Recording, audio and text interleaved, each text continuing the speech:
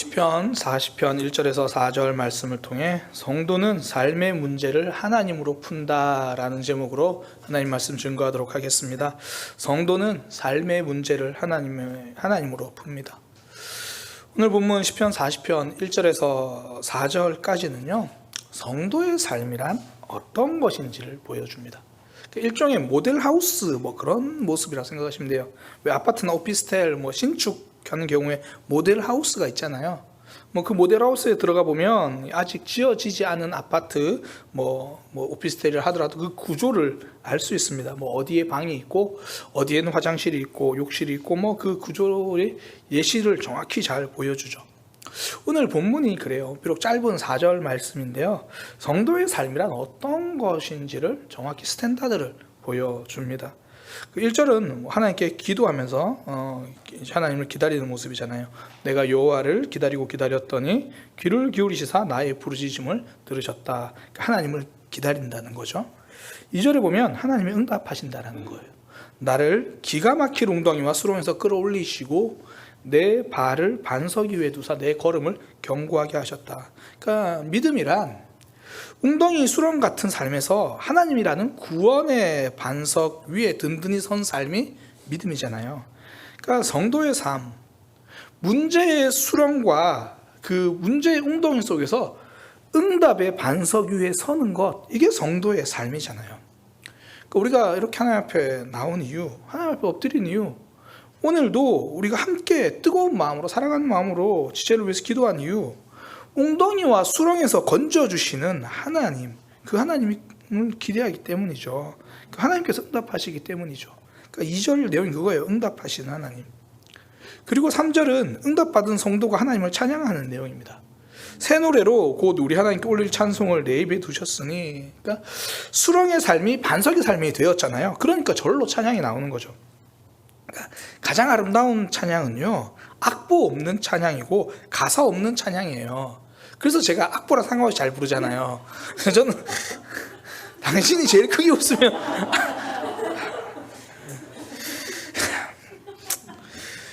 가장 아름다운 찬양은 악보 없는 찬양이고 가사 없는 찬양이에요. 왜냐하면 이 따라 부르는 것이 아니라 터져 나오는 거죠. 이 할렐루야. 전 사실 이 모습을 가장 잘 보여주는 게 안타깝게도 예배라기보다는 축구 볼 때 이런 게 잘 나와요. 그러니까 조마조마하게 보다가 골이 터져 나오면요, 와, 함성이 터져 나와요. 그러니까 어떤 목청으로 외쳐야 하는지 정하지는 않아요. 누구는 외치고요, 누구는 울어요. 어떤 이는 펄쩍펄쩍 뛰고요, 어떤 이는 골 들어가는 거 보고 주저앉습니다.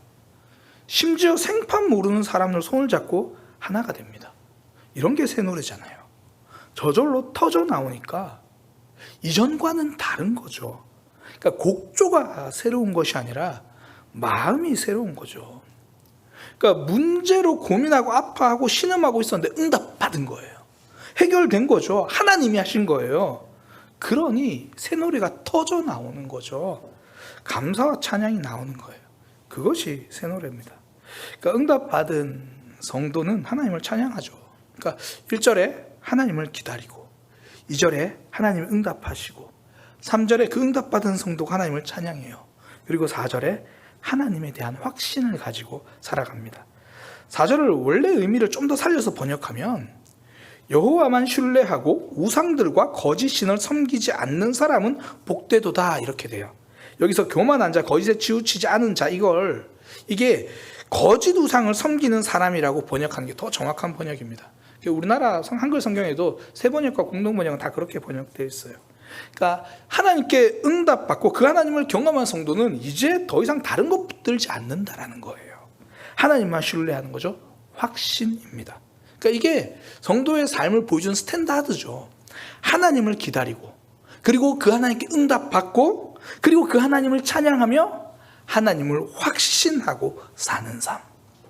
이것이 신앙생활이고 이것이 성도의 삶입니다.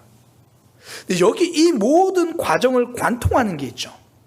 이 모든 과정 가운데 든든하게 세워진 기둥이 하나 있잖아요. 없으면 안 되는 거, 없으면 무너지고 마는 거. 그게 뭐죠? 하나님이죠. 하나님을 기다리고 하나님께 응답받고 그 하나님을 찬양하고 그 하나님을 확신하고 이 삶에서 하나님이 빠져버리면 모든 것이 무너집니다. 바로 하나님이 핵심이죠. 아픔이 찾아오면 하나님을 기다리고 문제를 하나님께 응답받고 해결된 후에 내가 해결했다고 오해하지 않고 하나님을 찬양하고 그리고 다음부터 더 하나님을 의지하고 신뢰하며 확신하며 살아가는 핵심은 하나님이에요. 그래서 성도는요, 모든 삶의 문제를 하나님으로 푸는 거예요. 어떤 사람은 돈으로 푼다라고 생각을 해요. 이게 자본주의의 특징이죠. 돈으로 안 되는 게 어딨어. 이게 사실 생각의 틀 싸움이거든요. 프레임 싸움, 생각의 틀. 이 생각의 틀이라는 게 진짜 무서워요. 우리가 사실 교회 다니면 설교 시간에 이 얘기 한두 번 좀 다 들어봤죠? 그 침대는 돈으로 살 수 있지만 잠은 돈으로 살 수 없고 그런 이야기, 집은 돈으로 살 수 있지만 행복한 가정은 돈으로 살 수 없다. 사실 이 이야기가 여러 번 회자되는 이유는 생각해보면 맞거든요. 생각해보면 맞는데 우리가 일상생활에서 생각하는 생각의 틀은 그렇지 않다라는 거예요. 돈이 없으면 행복한 가정도 없을 것 같고 저 침대에서 앉아서 내가 지금 피로가 안 풀리는 것 같죠. 시몬스가 아니니까. 그러니까 사실 그 문제라고 자꾸 생각이 틀이 갇히거든요. 기본은 필요하죠. 돈이. 침대는 없어도 겨울에 보일러는 있으면 좋습니다. 정말 좋아요. 올겨울 정말 따뜻하게 잘 났습니다. 비싼 영양제는 없어도 그래도 삼시세 때 밥은 든든하게 먹을 수 있어야 하죠. 기본은 필요합니다. 그러나 돈이 모든 것을 보장해 주지 못한다는 거예요. 근데 이 자본주의 생각의 틀, 이 프레임은 돈이 해답인 것 같아요. 이 프레임의 힘, 생각의 틀의 힘을 가장 좀 잘 볼 수 있는 영화가 하나 있는데요. 이 자산어보예요. 그 정약용의 형, 이 정약전이 흑산도에서 유배 갔을 때 이야기를 영화적 상상으로 그려낸 거거든요.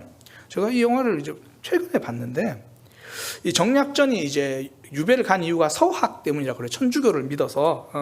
그래서 천주교를 믿는 사람은 임금도 없고 조상도 무시하고 천주만 섬긴다라고 이제 사람들이 오해를 하잖아요. 그래서 이 서학을 접했다는 이유로 유배를 갑니다. 그 흑산도로 유배를 가서 거기서 창대라고 하는 젊은 어부를 만나요. 이 창대는 글 공부를 굉장히 좋아해요. 그 시골 흑산도에서 정말 그 시골에서 어렵게 글 공부를 이어갑니다. 그러면서 이제 정약전이 서학 때문에 유배를 왔다는 것을 알고 굉장히 싫어해요. 그러니까 임금도 없고 조상도 없는 서학인들이 싫다라는 거죠. 그러면서 하는 말이 뭐냐면 주자의 나라, 주자가 성리학을 만든 사람입니다. 그러니까 공자의 유교를 성리학으로 발전시킨 사람이 주자예요. 그러니까 주자의 나라에서 이 서학은 없어져야 된다 그렇게 말해요. 그러면서 무슨 문제만 생기면 이 창대가 하는 말이 있어요. 이것이 다 성리학이 무너져서 그래요. 성리학이 무너져서 그런 거예요. 그러니까 성리학이 무너져서 관리가 썩었고 성리학이 무너져서 백성이 고통받는다고 생각해요. 그래서 본인은 성리학을 바르게 세우고 성리학을 바르게 실천하면 모든 게 된다 이렇게 생각해요. 그러니까 모든 생각의 틀이 성리학이에요. 그런 말을 들은 정약전이 하는 말이 되게 멋있어요. 주자가 참 힘이 세구나. 성리학을 만든 주자가 참 힘이 세구나. 그러니까 그 생각의 틀에서 벗어나지 못하고 있는 그 조선시대를 이야기하는 거죠. 창대가 생각하는 모든 문제는 성리학이 무너져서고요. 모든 답은 성리학을 바르게 세우면 된다는 거죠. 이게 조선의 틀이거든요. 이걸 지금 한국의 틀로, 대한민국의 틀로 바꾸면 이렇게 되죠. 모든 것이 힘든 이유는 돈이 무너져서 그렇고요. 지금 내 통장 잔고가 무너져서 그렇고 이걸 해결할 수 있는 방법은 내 통장 잔고가 쌓여지면 된다고 생각을 해요. 그러니까 이게 생각의 틀이라고요. 성리학 이야기를 들을 때는 세상에 어떻게 그렇게 생각하지라고 하다가 그게 돈으로 바뀌니까 그럴 수도 있겠구나 지금 생각이 들죠. 이게 다 돈이 없어서 그런 거예요. 생각의 틀이죠. 그러니까 삶의 모든 문제를 돈으로 풀 수 있다고 생각을 하는 거예요. 성도는 그렇지 않습니다. 조선은 성리학이 무너지면 모든 것이 무너진다고 생각했고 자본주의에 있는 나라들은 돈이 무너지면 모든 것이 무너진다고 생각할 때 성도는요, 천국을 살아가는 사람은 하나님이 서 있으면 모든 것이 가능하다라고 하는 거예요. 성도는 삶의 문제를 하나님으로 풉니다. 지난 3월 첫째 주죠. 전사님의 설교를 들으면서 일단 그 자체도 굉장히 좋았어요. 그리고 설교 들으면서 참 좋았던 단어가 하나 있는데 공식이라는 단어가 저는 너무 좋았어요.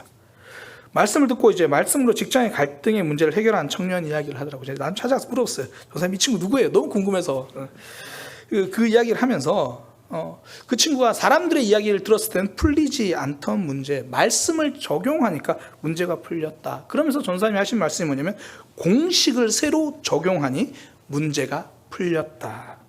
그러니까 성도의 삶의 문제를 푸는 공식은요, 하나님이에요. 하나님이라는 공식으로 문제를 풀어야 진짜 문제가 풀립니다. 성리학도 아니고요, 돈도 아니고 바로 하나님입니다. 그러니까 하나님이라는 공식으로 삶의 문제를 푼다는 거죠. 그럼 목사님, 하나님이라는 공식으로 삶의 문제를 푼다는 거 뭔가요? 은행 가서 대출 받을 때 하나님이요, 그러면 이게 돈이 나오나요? 직장에서 나를 힘들게 하는 사람이 이번 주 월요일날 다 가가지고 나를 한마디 하면 하나님, 하나님, 하나님, 그건 좀 될 수 있어요. 아니 진짜 그래요. 아니 그 사람이 깜짝 놀래가지고 저 사람 건드리면 안 되겠구나, 뭐 그럴 수는.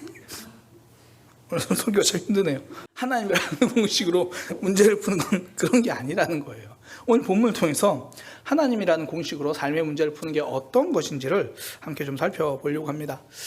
하나님이라는 공식으로 삶의 문제를 푸는 사람들은 오늘 본문에 보면 두 가지 특징이 나옵니다. 첫 번째는 기대감이에요. 그러니까 하나님을 생각하는 사람은요, 기다림의 시간을 기대감으로 살아요. 1절의 핵심이 단어가 기다림이잖아요. 내가 여호와를 기다리고 기다렸더니, 왜 여호와를 기다립니까? 하나님이 내 삶에 개입하시면 문제가 해결되기 때문이에요. 그러니까 이 기다림은요, 기대의 감입니다. 그러니까 성도는요, 삶의 문제를 하나님으로 푼다는 말은 나의 기다림의 삶을 기대를 가지고 살아간다는 거예요. 기대감을 가지고 산다는 거. 사실 기다림이 없는 삶은 없습니다. 모든 삶은 다 기다림이에요. 어린아이는 어른이 되기를 기다립니다. 어른들은요, 다시 젊음의 열정이 회복되기를 기다립니다. 오늘보다 내일이 더 나아지기를 누구나 기다려요. 이걸 가장 잘 표현한 사람이 그 사무엘 바케트잖아요. 그가 쓴 연극 대본 고도를 기다리며, 제가 이거 목요일 새벽에 예전에 한번 나눈 적이 있는데, 실제로 이 고도를 기다리며란 이 연극은요, 실제 특별한 줄거리도 없어요. 특별한 내용도 없어요. 단지 고도라고 하는 한 사람을 그냥 기다리는 내용이에요. 이게 내용의 전부입니다. 이 내용에 보면, 이 연극에 보면 이 에스타라 공이라는 사람과 이 블라디미르라는 두 사람이 주로 남아서 대화를 해요. 그런데 대화를 하는데 서로 대화도 안 돼요. 서로 딴 얘기를 막 하거든요. 그러면서 나무 옆에서 고도를 기다리고 있는 그런 거예요. 고도가 누군지도 몰라요. 고도가 어떻게 생겼는지도 몰라요. 고도가 뭐 하는지도 모르고 언제 오는지도 모르는데, 그 언제가 항상 오늘은 아니에요. 내일은 오겠지 뭐 그런 거예요. 그러니까 둘이 이야기를 하는데 뭐 이런 거예요. 한쪽에서 밥 먹었냐 물어보면 다른 한쪽에서 밥 먹었어? 난 술이 싫어. 뭐 이렇게 이야기를 해요. 잠시 조는 것처럼 보면 이러다 가지고, 야, 너 왜 깨웠어? 그러면서 외로워서. 그럼 꿈을 꾸었어. 꿈 얘기는 할 필요 없어. 뭐 이런 앞뒤 말이 안 돼요. 근데 그러다가 한 사람이 이렇게 말해요. 그만 가자. 안 돼. 가면 안 되지. 왜? 고도를 기다려야지. 참 그렇지. 우리 고도를 기다려야지. 뭐 그냥 이 내용이 좀 끝이에요. 제가 이 작품을 처음 봤을 때 충격이었습니다. 정말 사람의 모습을 이렇게 정확하게 표현했구나. 그러니까 다 기다리잖아요. 오늘보다 나은 내일을 다 기다려요. 그게 어떤 모습인지 막상 물어보면 대답도 잘 못해요. 그래서 뭘 원하는 거예요? 그게 좀 더 좋은 거예요. 뭐 이런 거죠. 그냥 삶의 기다림이에요. 그래서 아프잖아요. 그래서 지금 뭔가 특별히 문제가 없는 사람도 힘들어하는 이유가 삶의 기다림이기 때문이에요. 근데 성도는요, 그 삶을 기다림으로만, 마냥 기다림으로만 살진 않는다는 거예요. 기대감으로 살아요. 하나님이 계시니까. 2절에 다윗이 그렇게 말하잖아요. 내 삶은 기가 막힐 웅덩이와 수렁이었다. 그러니까 끝을 알 수 없는 늪이라는 거예요. 빠져간다라는 거죠. 해결될 기미가 안 보이는, 이 웅덩이와 수렁이라는 표현이 너무 적당해요. 이 웅덩이라는 단어 포르, 그 수렁이라는 단어 이 티트, 이 둘 다 어떤 의미냐면 사람의 힘으로는 빠져나올 수 없는 절망적인 상태. 그러니까 우리 흔히 왜 늪 그러잖아요. 해우적도 더 빠져드는 거, 이거예요. 그러니까 사람들이 그래요. 한번 문제에 빠지면 많은 경우 웅덩이와 수렁처럼 되는 경우가 많아요. 왜냐하면 문제를 해결하기 위해서 더 위험한 선택을 하거든요. 가만히 있으면 안정적인 성장보다 한번 실패하고 나면 그걸 만회하려고 더 도박에 가까운 선택을 하는 경우가 많죠. 그러니까 호적될수록 더 빠지는 거죠. 그런데 다윗은 자신의 삶이 웅덩이와 수렁 같았는데, 문제의 수렁이었는데 결국 반석 위로 옮겨졌다고 고백을 합니다. 정말 내 힘으로 바꿀 수 없는 상황이었는데 하나님이 그 문제를 바꾸셨다는 거예요. 삶 속에서 이 하나님의 역사가 있는 사람이, 이 하나님을 기대하는 사람은 막연한 기다림이 아니라는 거죠. 이 하나님의 손을 기대한다는 거예요. 선명한 기대감이죠. 나를 건져주실 하나님의 손이 있으니까. 그러니까 하나님이라는 공식으로 삶의 문제를 푸는 사람은 지금 어떤 기다림의 순간이 있든지 하나님이 개입해서 내 삶을 만들어 가실 거라는 기대감으로 사는 거예요. 그러니까 옆에서 봐도 기대감이 드는 사람들이 있잖아요. 보면 신앙생활 막 시작하는 초보들, 사람들 특징이 대부분 노심초사하면서 자기 신앙을 생각해요. 과연 나는 신앙이 성장할까? 언제쯤 이런 문제로 넘어지지 않을까? 언제쯤 내가 이 문제 갖고 씨름 안 하고 나도 좀 넉넉하게 이길까? 뭐 그런 생각을 해요. 뭐 그런 초신자들분들이 그런 얘기를 하더라고요.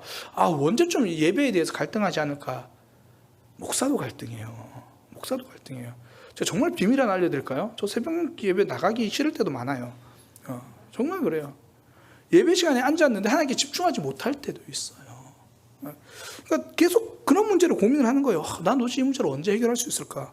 근데 그 사람은 그렇게 말해도 옆에서 보면요, 좀 다르게 보여요. 믿음이 자라는 게 보여요. 같은 문제를 가지고 실험해도 이겨내는 속도가 다르더라는 거예요. 시간이 지날수록. 저는 믿음의 성장을요, 넘어지지 않는 것이라고 말하지 않아요. 넘어졌을 때 빨리 일어서는 거예요. 그러니까 하나님이 그렇게 만들어 주신다라는 내 삶에 기대감이 있는 거죠. 믿음만 그렇습니까? 삶이 그렇잖아요. 성경에 등장하는 인물 중에 삶이 호락호락했던 사람은 별로 없어요. 수요일날 창세기 말씀을 보고 이제 지난주에 이삭의 삶을 좀 봤는데요. 믿음의 조상 중에 이삭은 그나마 좀 평탄하게 살았던 사람이거든요. 그런 이삭조차도 그를 계속 옆에서 괴롭히던 그랄 사람들이 있었어요. 우물을 파는 족족 뺏어가죠. 우물을 파는데 막아버리고 우물 팔아보는데 쫓아내고. 우리야 그 결론을 다 알아요. 파고 팠더니 나중에는 더 이상 사람들이 우물을 안 뺏어가는 거 알죠. 우리는 결과를 알아요. 근데 지금 우물을 빼앗긴 이삭의 입장에서는 막막한 거예요. 굉장히 답답하죠. 어떻게 하지? 이거 이번에도 뺏어가? 이건 너무한 거 아니야? 그럴 수 있다는 거예요. 그런데 이삭의 삶 결국은 승리합니다. 하나님이 외면하지 않으시잖아요. 다 빼앗기고도 또 생겨요. 결국 빼앗아 갔던 사람들이 항복을 합니다. 그 하나님이 우리 삶에도 계십니다. 그러니 성도는 기대감으로 사는 거예요. 무엇을 기다리든지 그 이상의 것으로 만들어주시는 하나님. 우리 생각보다 하나님 생각은 항상 크기 때문에 우리가 기도하는 것보다 항상 하나님은 더 좋게 일하십니다. 성도는 이 기대감으로 살아가는 거예요. 얼마 전에 한 후배 사역자에게 연락이 왔어요. 그러니까 이 대화의 내용이 뭐냐면, 사역을 하는데 그러니까 본인 사역이 재미가 없대요. 요즘에 힘도 없고 재미도 없고 되게 사역 잘하는 친구인데 왜 그러냐 물어보니까 형 그냥 빨리 그냥 그만두고 싶어요. 계속 그런 이야기를 하는 거예요. 그러면서 뭐 마땅히 해줄 이야기도 없고 그러고 말하는데, 오늘 제가 설교 준비하면서 그 친구에게 전화하고 싶었어요. 정말 이야기를 해주고 싶었어요. 하나님이 네 삶에 계시는데 왜 기대감이 없냐? 하나님이 네 삶에서 역사하시는데 왜 무력하게 주저앉았냐? 성도는요, 미래를 막연히 기다리면서 무력하게 있는 사람 아닙니다. 하나님이 역사하시는 거예요. 우리 삶에 수렁 같은 문제가 있습니까? 내 삶을 반석 위로 올려주실 하나님의 손을 기대하십시오. 그 하나님의 일하심을 대입하면요, 수렁에서도 기대감을 갖는 거예요. 성도는 문제 속에서도 하나님을 기대합니다. 이게 바로 삶의 공식을 하나님으로 푸는 거예요. 문제가 있다? 그럼 하나님이 어떻게 일하실까? 이거 생각하는 거죠. 이게 기대감입니다. 두 번째는요, 성도는 고백으로 살아요. 원망이 아니라 고백인 거죠. 이게 하나님의 공식으로 세상을 살아가는 사람들의 모습입니다. 원망이 아니라 고백. 하나님을 경험했다 그러고 탄성이 터져 나온다고 아까 이야기를 했잖아요. 이게 그 새 노래잖아요. 하나님의 구원과 응답에 대한 찬양입니다. 다윗이 하나님을 그렇게 고백하거든요. 그 고백 우리가 잘 아는 하나만 이야기해 보면 시편 23편 이거잖아요. 여호와는 나의 목자시니 내게 부족함이 없으리로다. 그가 나를 푸른 초장 쉴 만한 물가, 거기서만 목자가 되신 게 아니라 사망의 음침한 골짜기로 다닐 때라도 나를 붙들어 주신 그 하나님을 고백하잖아요. 그러니 사람들이 그 다윗을 보고 하나님을 깨닫는 거예요. 이 3절 내용이 그거예요. 새 노래 곧 우리 하나님께 올릴 찬송을 내 입에 두셨으니 많은 사람들이 보고 두려워하여 여호와를 의지하리로다. 원망한 사람 곁에 있으면 나도 함께 무너져요. 고백하는 사람을 통해서 많은 사람들이 함께 살아나요. 하나님을 알아가거든요.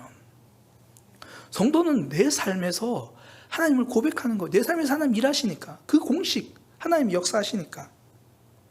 그래서 구역 모임의 힘이 바로 이거잖아요. 구역 모임은요, 고백의 공동체입니다. 함께 있으면서 지난주에 내가 또 넘어졌는데 오늘도 말씀해 주신 하나님을 만난 거잖아요. 어떤 분은 그런 얘기를 하더라고요. 구역에서 계속 넘어진 이야기만 하니까 힘들다고. 왜 넘어진 이야기만 하냐면요, 오늘도 말씀이 들리기 때문이에요. 하나님이 나의 삶에 개입하신다고 고백을 하는 거잖아요. 그렇게 고백의 공동체가 되니까 교회 처음 나와가지고 아직 하나님 잘 모르는 사람들 대부분 원망의 입술을 가지고 오거든요. 이야기하라고 하면 여기 삶의 문제 이야기하는 거구나, 하나님을 기대하는 이야기를 했는데 처음에 문제는 대부분 기도 제목으로 시작하니까 그래 잘됐다 싶어가지고 이제 사돈의 8촌에 저 친구부터 얘기해서 그 원망의 입술을 다 가지고 해요. 처음에는 그래요. 근데 구역 식구들 통해서 고백의 소리를 자꾸 들어요. 귀가 먼저 고백에 열려지는 거죠. 그리고 그 마음이 고백을 통해 하나님을 바라보게 되는 거예요. 하나님을 공식으로 살아간다는 것, 원망의 상황이 아니라 하나님의 일하심을 고백하는 거죠. 그러면서 함께 살아나는 거예요. 가룟 유다는 원망의 사람이었잖아요. 헌신하고 있는 모습을 보고도 불평해요. 원망하잖아요. 너 왜 지금 그렇게 하냐. 예수님 앞에 향유를 부어드린 여인을 판단합니다. 그 행동을 원망하죠. 그 행동에 불평합니다. 반면 부활의 예수님을 만난 초대교회 제자들, 초대교회 성도들은요, 예수님의 부활하심을 고백합니다. 그러니 교회가 세워지는 거죠. 역사가 일어나는 겁니다. 내 삶의 주변을, 내 상황을 변화시키길 원하십니까? 고백의 삶이 되시기를 소망합니다. 그러니까 하나님을 삶의 공식으로 살아가는 사람은 내 삶에서 하나님의 일하시는 것을 고백하며 살아가는 거예요. 그 고백 속에서는 이미 과거에 경험한 간증이 될 수도 있지만 앞으로 일하실 약속에 대한 확신일 수도 있다는 거예요. 오늘 우리 함께 찬양했던 이 눈에 아무 증거 아니 보여도, 아무것도 안 보여도 믿음만을 가지고서 걷겠다. 왜 그렇습니까? 하나님이 우리에게 계시니까요. 그래서 이 고백을 하는 거예요. 똑같은 상황입니다. 똑같은 결핍이에요. 똑같은 문제예요. 그때 성도는 이렇게 말합니다. 나 하나님께 기도할 거야. 우리 하나님이 이 문제 도와주실 거야. 고백하는 거죠. 하나님을 내 삶에 대입하고 살아가는 사람들, 남들은 원망할 때 고백하며 살아가는 거예요. 그리고 나서 이렇게 그 하나님에 대한 고백 이렇게 이어지잖아요. 나 이제 하나님을 신뢰합니다. 더 이상 다른 우상, 그러니까 교만한 것과 거짓에 치우치지 않는 자, 이게 거짓된 우상 섬기는 거라 그랬잖아요. 더 이상 그 우상을 섬기지 않고 나 하나님을 섬기며 신뢰하며 가겠습니다. 그 복을 누리며 살아가겠습니다. 하나님을 삶에서 고백하는 거예요. 똑같은 문제는 우리에게 여전히 찾아옵니다. 아픔과 문제 없는 삶은 없습니다. 성도는 그 상황에서 문제를 원망하는 것이 아니라 하나님을 고백하는 거예요. 이미 일하셨던 하나님, 앞으로도 일하실 하나님. 이것이 삶의 문제를 하나님으로 푸는 방법입니다. 하나님을 공식으로 살아가는 거죠. 말씀을 정리하겠습니다. 성도는 삶의 문제를 하나님으로 풉니다. 하나님이 공식이 되시는 거죠. 어떻게요? 막연한 기다림이 아니라 하나님을 향한 기대감이에요. 성경의 모든 말씀은 우리에게 주신 하나님의 약속이고 기대감입니다. 그리고 동일한 상황에서 아무것도 없는 것처럼 원망하는 것이 아니라 하나님 계심을 알기에 고백하며 살아가는 것, 이것이 성도의 삶입니다. 그 하나님으로 삶의 문제를 넉넉하게 풀어내시는 믿음의 삶이 되기를 소망합니다. 기도하겠습니다. 하나님, 내 삶이 기가 막힌 수렁 같고 빠져나올 수 없는 웅덩이 같을 때가 있습니다. 가는 곳마다 함정이고 가는 곳마다 늪이고 허우적거려도 더 힘만 빠지는 그런 모습입니다. 하나님을 기대하는 믿음 되게 하여 주옵소서. 하나님의 손을 기대하는 믿음의 사람 되게 하여 주옵소서. 원망의 입술이 고백의 입술이 되게 하여 주옵소서. 하나님을 보며 고백하는 삶 되게 하여 주옵소서. 예수님의 이름으로 기도드립니다. 아멘.